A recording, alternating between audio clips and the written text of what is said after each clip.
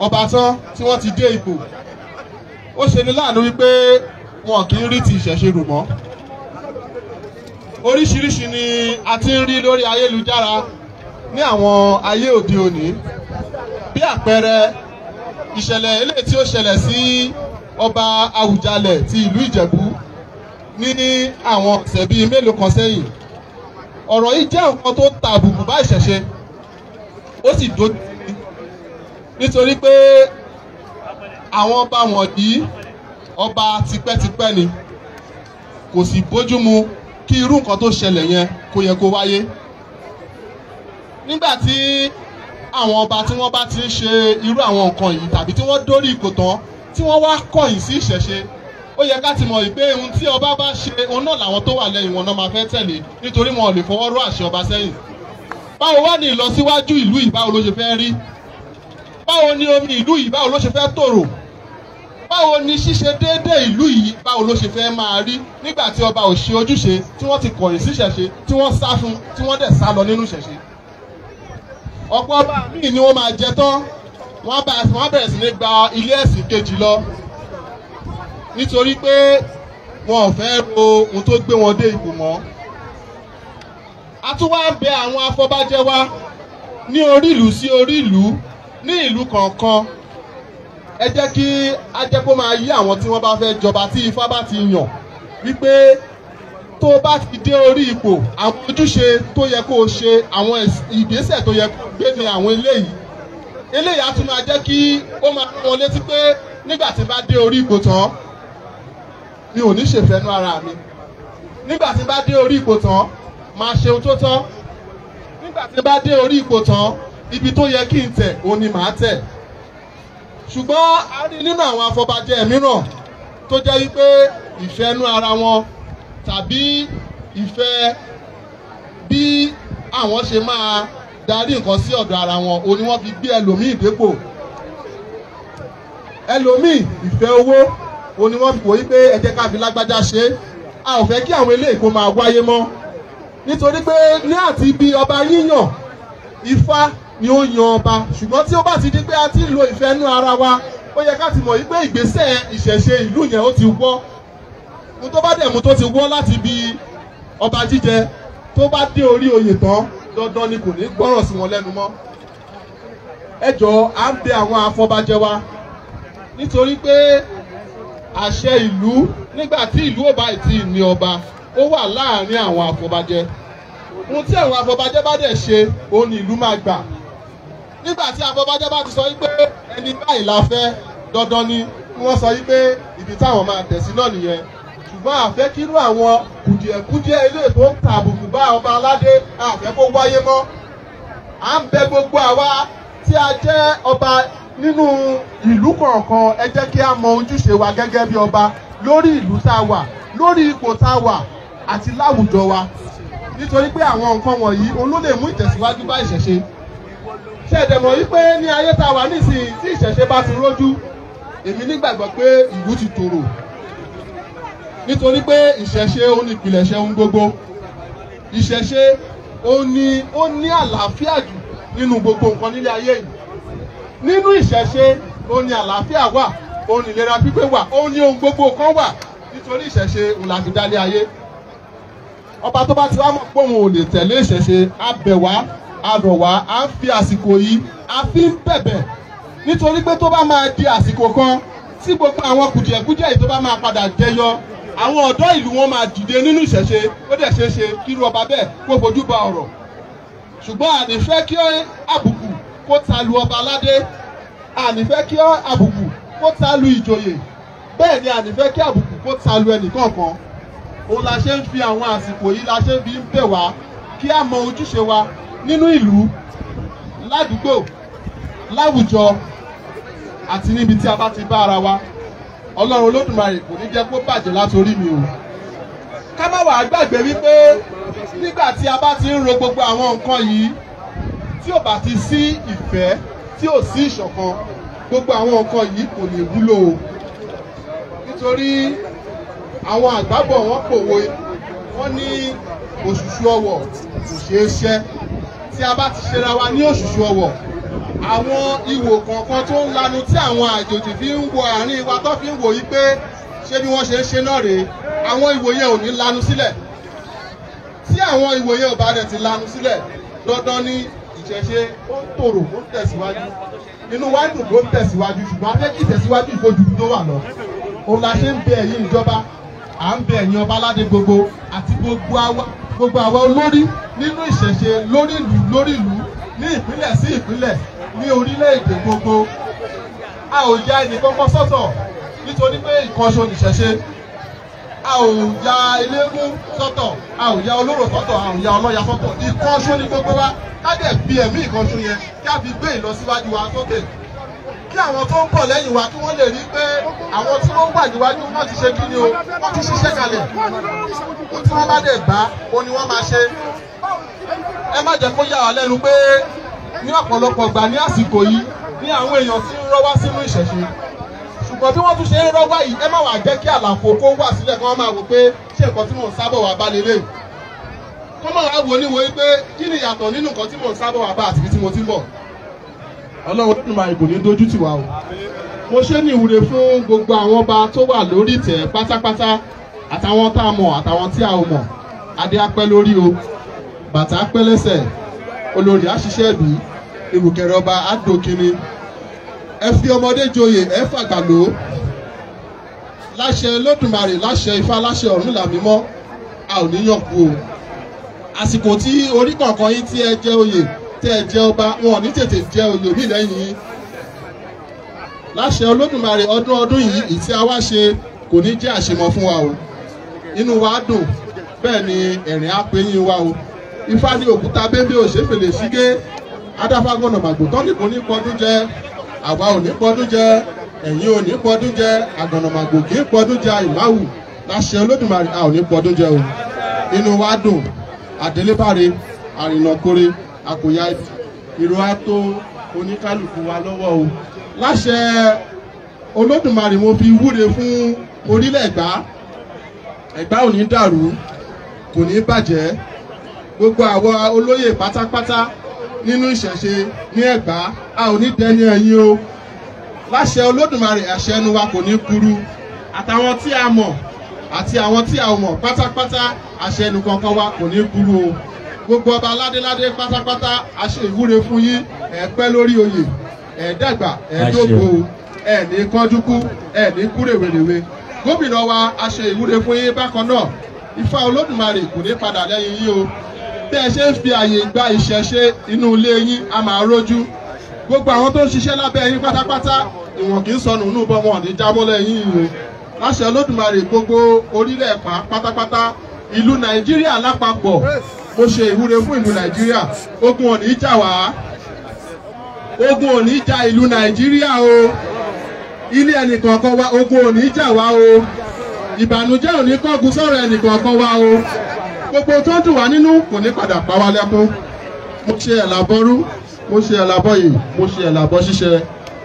Before I go here today, I would likely go into a Yoruba version of what I just spoke to the audience, both to the English version of what I just spoke, to the audience, to the government, and to the kings, and to the general populace. At Okeabola 2025, a speech delivered at annual Ìṣẹ̀ṣe Festival by Aro Ifaka Akobi from Ijo Ọ̀rúnmìlà Adúláwọ̀, dated today, 28th of August. We are hereby to speak on the role of government and the kings in traditional religion. The role of the government. This is a vital stage. For the progress of town, city and nation at large, the government has an important role to take in the traditional way because it is not something to be neglected, abandoned, or absconded from. Many things have been occurring due to the neglection of traditions in town, city, and community. But we are hereby saying thanks to the government for allowing traditionalists to practice their way, and we pray all continue to have progress. Ashe. But we are still begging the government to allow and give room for traditional rulers, such as kings and baales, to rule and make order in their community, because they are the closest to their community. and town because they are most closely to the people. Also, they are put in this position for a reason. But a reason, since the existence of civilization, a lot of culture and tradition has been eradicated, which should not be so.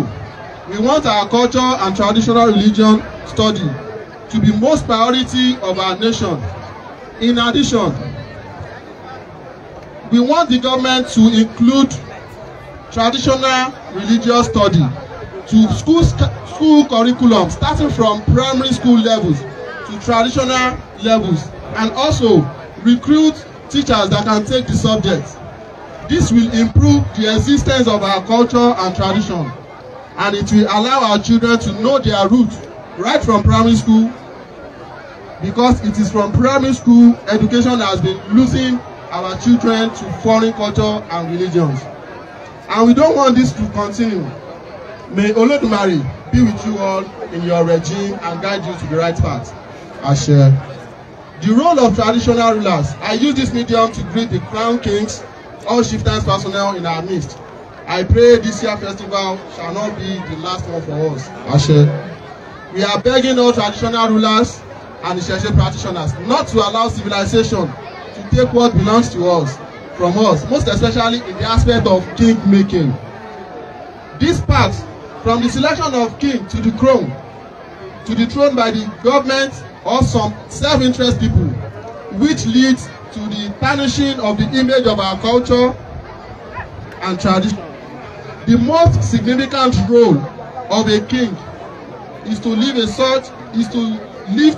the culture and tradition of the land in which he is made the king, most especially the traditional of such land, because the plot of traditional. You attain the throne through tradition, which turn back to the tradition after emerging as the king. This should not be so. A lot of things has been happening to kings in which we hear and see on social media these days. This has brought a lot of disgrace to the culture of our land and to all Isheshe practitioners in the society at large. A case study of this was what happened to the late Awujale of Ijebuland, and this has brought controversial matters across the land and the neighboring communities. This is a total disgrace to culture and norms of our land, and we don't want things like this to happen ever and ever again. We beg and implore the kingsmakers of different towns and communities not to be biased in decision of kingsmaking, and also to let the choosing one know the throne what the throne entails and their various towns. They should also know their role before they claim the throne, what to do when they claim the throne, and what will be known after the throne when they join their ancestors. A king that cannot abide by traditional rules should not emerge or claim the king throne. Some points listed below are the roles and duties of a king to his community and town.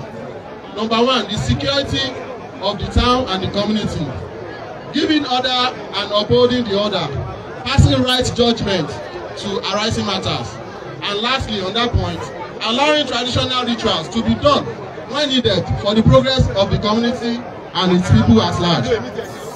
Some kings don't even attempt to consult their lands, about their lands, and know what is happening around them. But they always go to churches and mosques to donate gifts and do thanksgiving, while they neglect what brought them to throne. This is uncalled for.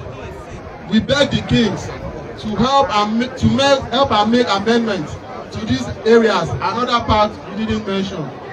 There is an adage that says, if a king rule and the town is peaceful, such king will never be forgotten. And also, if a king rules and the town is being scattered, such kings also will never be forgotten. We urge you all rulers to live a good example, so that we all shall be remembered in a good way.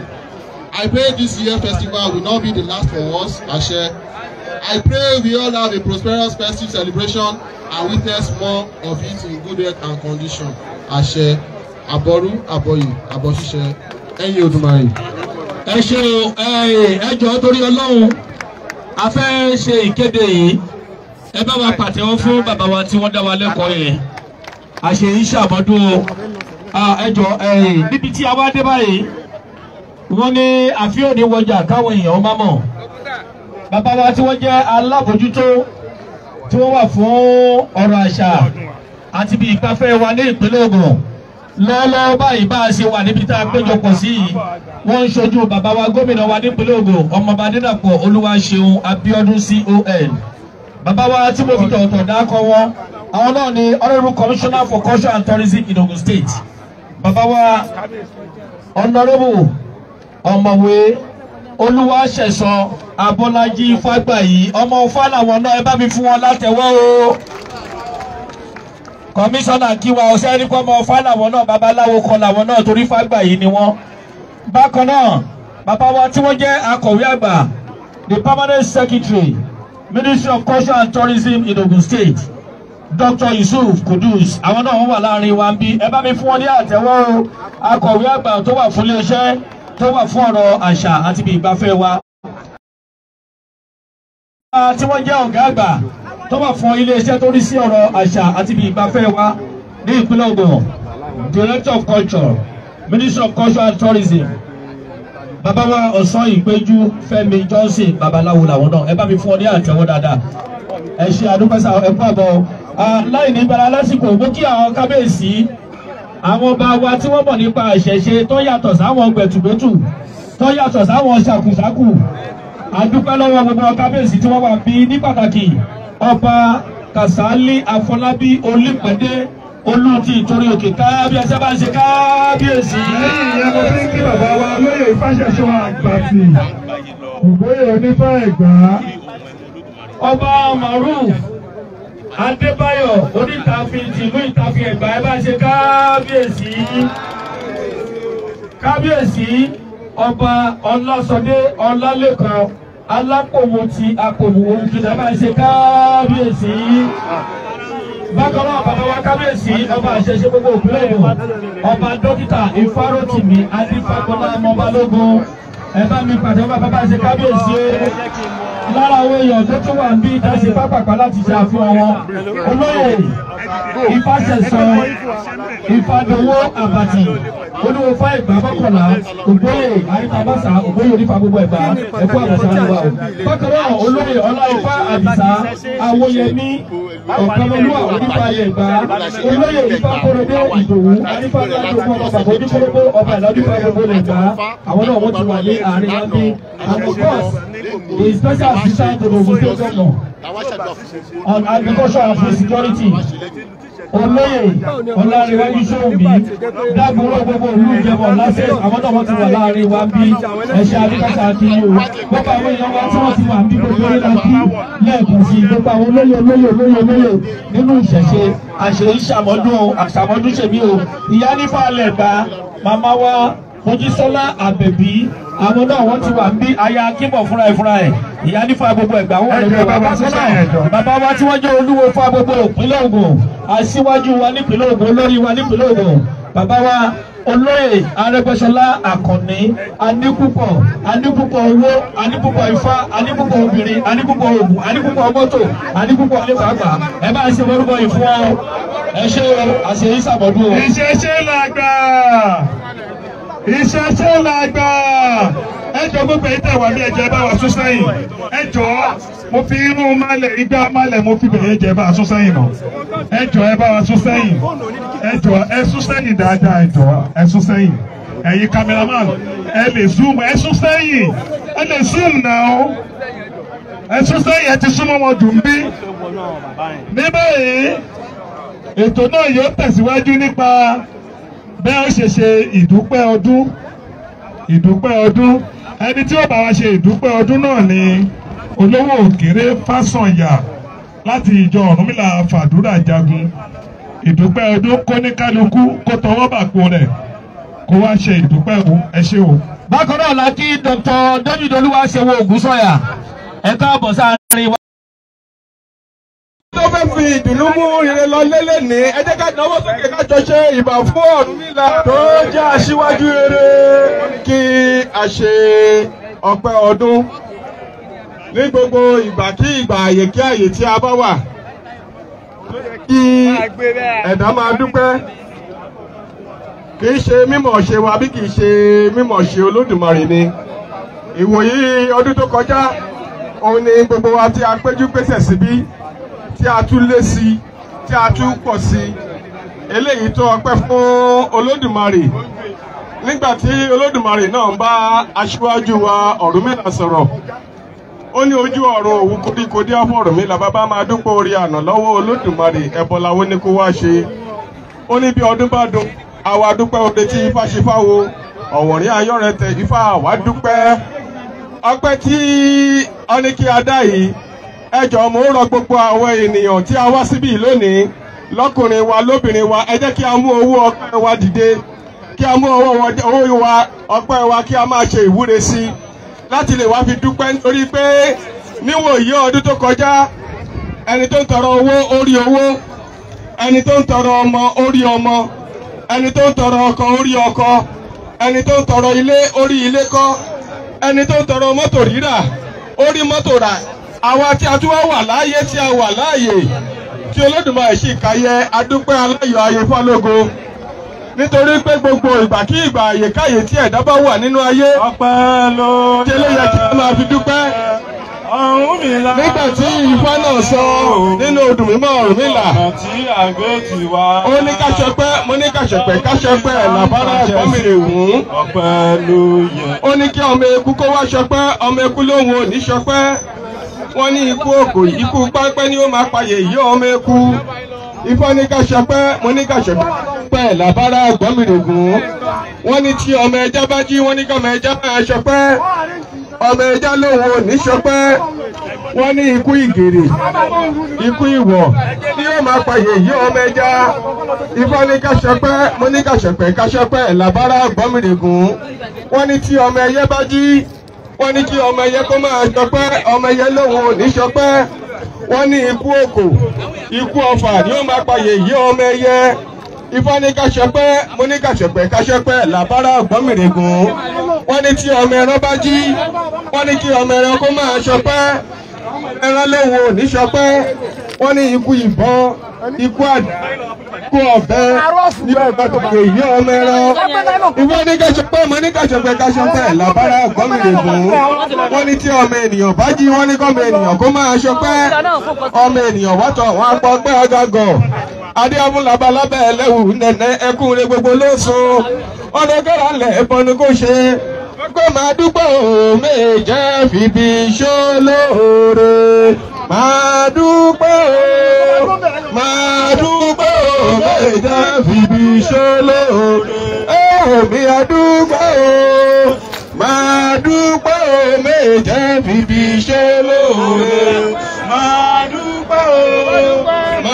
dúpẹ́ méje fìbí èmi náà wá dúpẹ́ ìwọ náà wá dúpẹ́ ẹnì kan tó lóò dúpẹ́ ó wà láàyè dúpẹ́ borí ẹ̀ ò pa ẹ́ lẹ́kún mo dúpẹ́ bàbá ẹ̀ ò pa ẹ́ lẹ́kún èmi náà wá dúpẹ́ ìwọ náà wá dúpẹ́ tó bá kàn tó lóò dúpẹ́ ó wà láàyè dúpẹ́ borí ẹ̀ ò pa ẹ́ lẹ́kún dúpẹ́ bàbá ẹ̀ ò pa ẹ́ lẹ́kún ọpẹ́ ló yẹ Ọ̀rúnmìlà